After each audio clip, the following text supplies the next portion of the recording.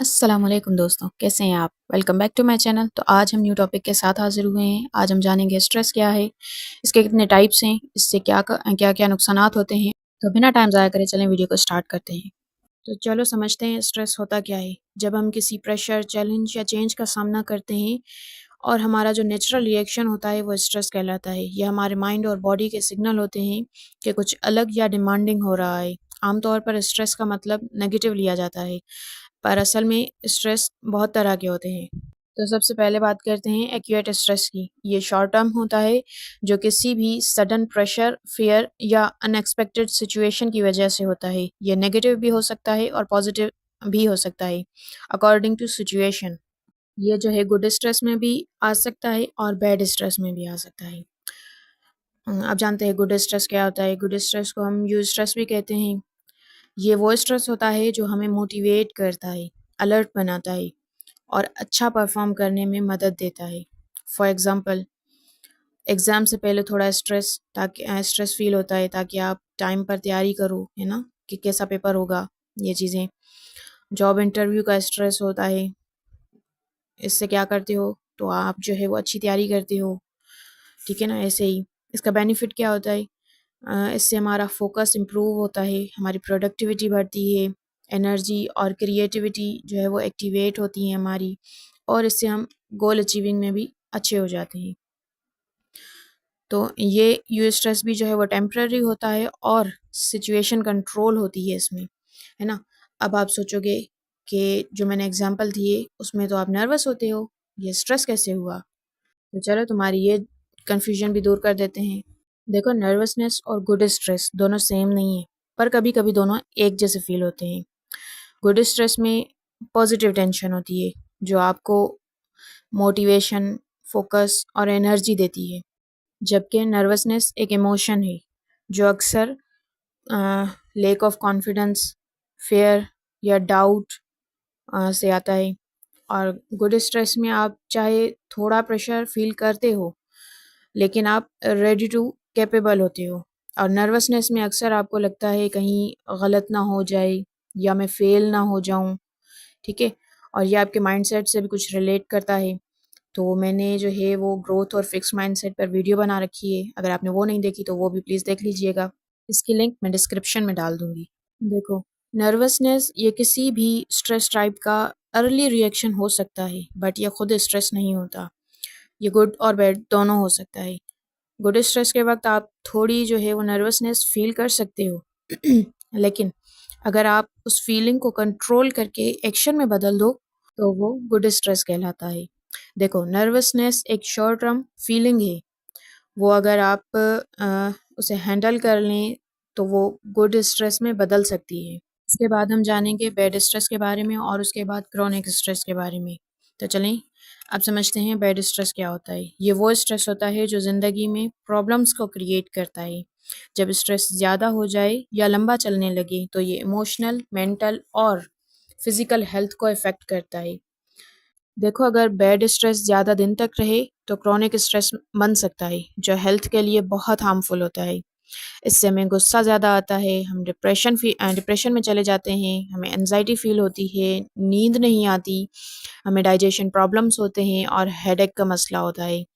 इससे हमें frustration feel होती है और लॉस ऑफ कंसंट्रेशन जो है वो उसका मसला सामने आता है।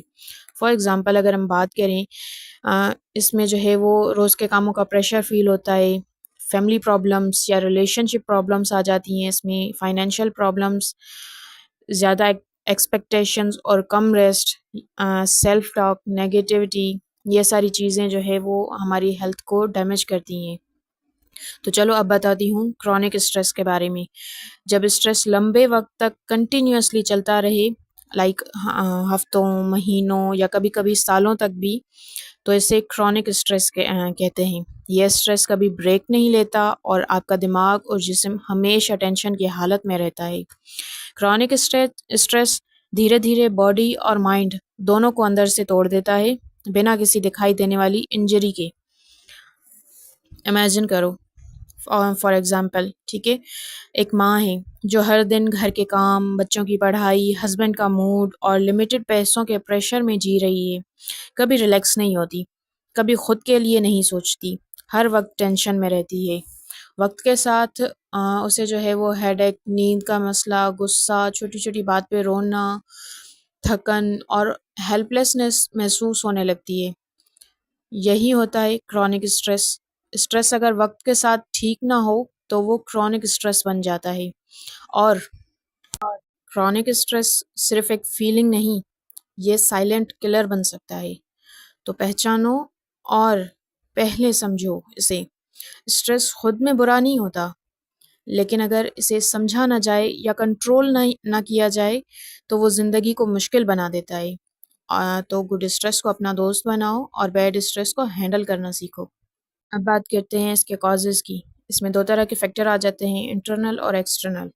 इंटरनल फैक्टर्स में वो वजूहात हैं जो हमारे अंदर से आती हैं, जैसे हमारे सोचने का तरीका, इमोशंस, बिलीव्स या physical health, like negative thoughts, anxiety, low self esteem. और एक्सटर्नल फैक्टर्स में वो वजूहात आ जाती हैं जो बाहर की दुनिया से आएँ, जैसे एनवायरनमेंट, लोग, daily life situations and work problem. तो अब बात करते हैं इसके इम्पैक्ट की। सबसे पहले बात करेंगे फिज़िकल इम्पैक्ट की। देखो, स्ट्रेस सिर्फ दिमाग में नहीं होता, वो आपकी बॉडी में भी दिखाई देता है। कई लोगों को ये फिज़िकल प्रॉब्लम के रूप में महसूस होता है। इसके जो है वो कॉमन साइन्स क्या होते हैं, इससे जो है हमें बार-बार हेडेक फ़ील होता है और हर वक़्त जो है हम थका-थका फ़ील करते हैं। नींद में प्रॉब्लम होती है, मतलब जल्दी नींद नहीं आती और या बार-बार हम उठ जाते हैं नींद से। पेट दर्द, गैस, इंडाइजेशन, मतलब पेट से रिलेटेड प्रॉब्लम्स बढ़ती हैं और हार्ट रेट तेज़ होता है हमारा, मतलब दिल की धड़कन जो है वो तेज़ होती है और टेंशन महसूस होता है।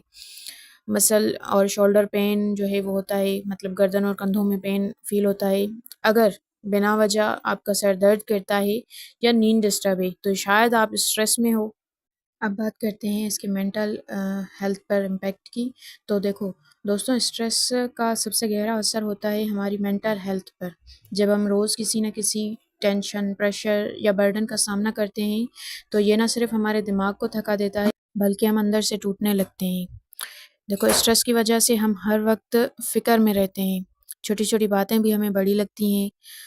ये एंग्ज़ायटी कहलाते हैं, जिससे दिल घबराता है, नेगेटिव थॉट्स आते हैं हमें और कभी-कभी पैनिक अटैक्स भी हो सकते हैं। अगर स्ट्रेस लंबे अरसे तक रहें, तो इंसान अंदर से उदास हो जाता है, हर काम बेमज़ा लगता है, नींद डिस्टर्ब हो जाती है और ज़िंदगी बेरंग लगने लगती है। इसे हम डिप्रेशन कहते हैं और ये एक सीरियस मेंटल हेल्थ इश्यू है, इसे इग्नोर ना करें। और स्ट्रेस के अंडर रहने वाले लोग अक्सर छोटी बातों पर गुस्सा करने लगते हैं। कभी हँसना, कभी रोना, मूड का बार-बार बदलना उनके लिए नॉर्मल हो जाता है। कई बार तो इंसान स्ट्रेस की वजह से लोगों से दूरी बनाता है और अकेला रहना पसंद करता है, किसी से बात नहीं करता और ये लोनलीनेस उसकी मेंटल हेल्थ को और बिगाड़ देती है। और स्ट्रेस की वजह से हमें कंसंट्रेशन प्रॉब्लम भी होते हैं। स्ट्रेस से देखो इतना दिमाग भरा रहता है कि किसी भी काम पर ध्यान नहीं लगता हमारा। पढ़ाई हो, काम हो या प्लानिंग, सभी मुश्किल लगते हैं। ये कॉग्निटिव फंक्शनिंग का इफ़ेक्ट होता है। तो दोस्तों देखो, स्ट्रेस सिर्फ़ एक फीलिंग नहीं है, ये आपके दिमाग, सोच और ज़िंदगी के हर पहलू को इफ़ेक्ट करता है। इसलिए अपनी मेंटल हेल्थ का ख़्याल रखना बहुत ज़रूरी है।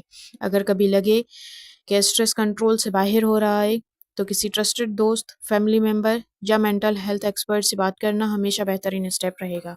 अब बात करते हैं इमोशनल इम्पैक्ट की। देखो, जब भी आप इमोशनली स्ट्रेस में होते हो, तो आपका मूड और फीलिंग्स बहुत क्विकली चेंज होती हैं। ये अंदर से महसूस होता है।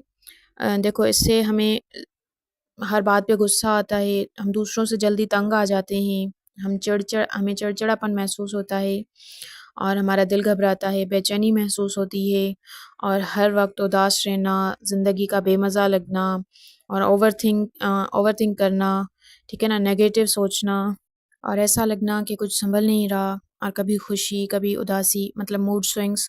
देखो, इमोशनल इम्पैक्ट या मेंटल इम्पैक्ट दोनों एक-दूसरे के साथ रिलेट करते हैं। तो गुस्से को काबू करो इससे पहले कि गुस्सा आपको काबू कर ले। अब मैं वीडियो को एंड करने लगी हूँ क्योंकि वीडियो बहुत ज़्यादा लंबी हो गई है। मिलेंगे इसके नेक्स्ट पार्ट में जिसमें हम कुछ टेक्निक्स और उस पर ओवरकम करना सीखेंगे। तो नेक्स्ट पार्ट देखना ना भूलें। तब तक के लिए अल्लाह हाफ़िज़। अपना बहुत सारा ख्याल रखिएगा।